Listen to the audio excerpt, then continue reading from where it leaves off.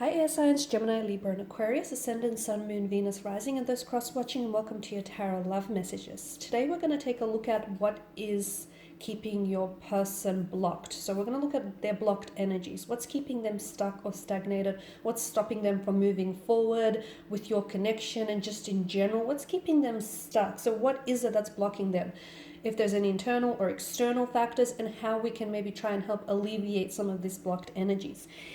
It is a general reading, therefore it is going to be, the messages are going to be general, so please just keep that in mind. If you're after a personal tarot reading, feel free to reach out and inquire. I will list my email address just below the video here.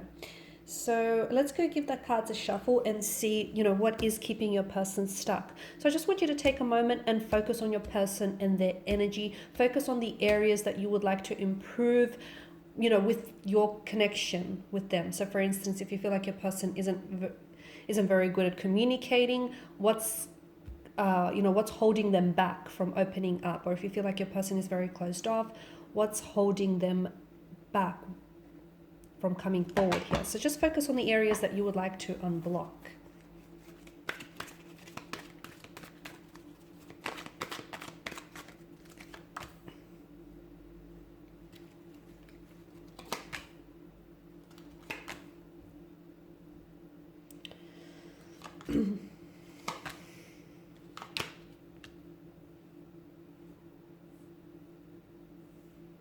Okay. This is intricate. This is very interesting. Your person has behavioral patterns. I'm picking up that your person has behavioral patterns that they exhibit from time to time. So, for instance, as with your relationship and as with previous relationships in the past, they have a tendency to sometimes self-jeopardize or self-sabotage relationships, maybe because they're scared of emotional intimacy, they're scared of commitment, which I do feel like is coming up strongly, especially with the Magician and his energy.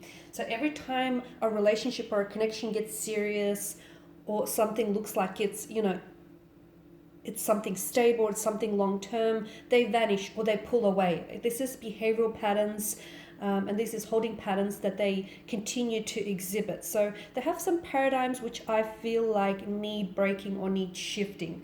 And there's something a lot more deeper and intricate there. So your person, I feel like, has a fear of commitment. The good news is they're not incapable of commitment, because I feel like with their energy, they're coming up as someone who can be very loyal, very capable, very committed, very stable energy. So they have the potential. The sad news is that person doesn't realize, or that person isn't utilizing their utmost potential here. So I feel like if they work on themselves, especially if they work on themselves internally, it will vastly improve things externally, especially when it comes to your relationship with your person. Your person has a very strong attachment. They may even have an anxious attachment style here. They may have a tendency to cling to, I feel like they have a tendency to cling to certain people, especially if that person is placed somewhat of a security blanket for them. They do want a future. I feel like your person does want a future, and they do want to move things forward. So the intention is there, except I feel like there are certain obstacles that keep popping up from them. Again, I feel like a lot of it is internal. Your person, I feel like, has been really hurt in the past with the Four of Swords. It's a wounded soldier. And I feel like your person hasn't dealt with some of this past hurt or past pain. This is still lingering, and it keeps surfacing in all romantic relationships, including this one that you have with them. So if they continue to suppress some of those emotions or some of those past hurts, unfortunately your relationship will not manifest, and it will not blossom in the way that you want it to. So first and foremost, I feel like there is some internal inner work that your person has to do before the overall relationship can improve. They have abandonment issues, okay? I feel like they might have grown up in a home in which maybe they might have not had a full-time mother or a full-time father. Their father or mother might have just walked out on them. They might have been in a relationship in which they felt abandoned by their lover, or they may not have very strong relationships with their siblings. They definitely have abandonment issues. And because they grew up with it, it's a sense of normality for them. And this is why they tend to This is why they themselves tend to ghost, or they tend to pull away, or they tend to vanish, especially when things start getting serious. A lot of it is, they're only mirroring what they had seen growing up, or they're only mirroring or playing out essentially, what has been a reality for them. So this is behavioral patterns that they're attaching themselves to. If you can break some of these behavioral patterns, if they can work on themselves, and if they can, really see and identify these emotional triggers, I really feel like it will greatly improve your connection. But first, I do feel like your person needs some inner work. They need to work on themselves. I can see that there is hurt, and I see that there is emotional trauma or even insecurity issues that your person needs to work with. These abandonment issues, they have trust issues. They feel like everyone that they've ever loved has disappeared, or has just vanished on them. This is why they do it to other people. They say that hurt people hurt others the most, because it's all that they know. It doesn't make them a bad person. It doesn't make them a bad energy here. I don't feel like they're malicious in any way, shape, or form, but I just feel like your person has been so accustomed and so adjusted to the pain that they feel like pain is all they ever know. And then they feel like relationships come with pain, romantic, professional, or business. They just associate pain with such a large part of their life growing up. So hurt people do hurt others, and they tend to hurt others the most. Now, your person, I'm not sure if this is you coming up here or your person. I can see that they do have a strong desire to be with you. They do have plans for the future, and you'll notice that the two of you will develop plans for the future here, or you have been talking about plans for the future. So the intention is there, but there's a sense of fear in carrying out these plans. The two of you right now, with regards to your romantic relationship, you're on the edge of a precipice, but you're also a very disproportionate energy. Now, this edge of the precipice means that there is something about this connection that they share with you is pushing them outside of their comfort zone. It does feel slightly uncomfortable to them, okay? Now, this isn't entirely a bad thing.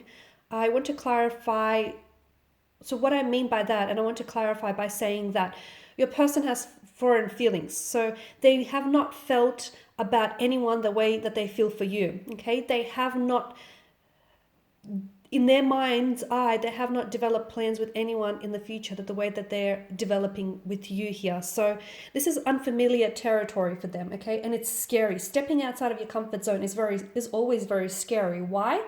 Well, because essentially we're stepping into the abyss of the unknown. We don't know what lies ahead. And essentially it's like dropping someone into a dark forest and getting them to find their way, in the middle of a dark forest, and getting them to find their way out. You don't know what lies ahead, okay? You don't know where to go. So your person has fears, they have anxieties, they have insecurities about moving forward. Now, this ties into abandonment issues. This also ties into commitment issues. So this is what they need to work on. I recommend that you take baby steps in order to preserve this connection, because I do feel like this is someone who has a very strong attachment to you, and they may ghost, okay, or they may disappear on you, but I do feel, or there may even be a fluctuating presence, but I feel like there's something that will always keep them coming back to you. Again, that foreign feeling that they feel for you, they've not felt for anyone else. I've mentioned the two of you have a disproportionate energy. This is really important, because what's happened is you will not be able to manifest this relationship if the two of you are not on the same wavelength, and you're not. The scales are imbalanced and they're tipped over, and not necessarily in your favor as well, air signs. So what we need to do is we need to get on the same page here, guys. The two of you need to balance out the connection. It's not going to be easy to do, but I feel like first and foremost, your partner really needs to find a way that they need to center themselves, okay? They need to find their balance, their inner balance, and they need to center themselves before the connection can be centered. The same message could apply to you. And then the two of you need to get on the same wavelength, because if you're not a vibrational match for each other, try as you might, this will never work. This is why you need to get on that same wavelength, on the same page. You will need to see eye to eye, okay? The two of you both need to go in the same direction if you both want to end up with each other. Otherwise, your paths will split here. So this is what I mean by a disproportionate energy. We need to find a balance, okay?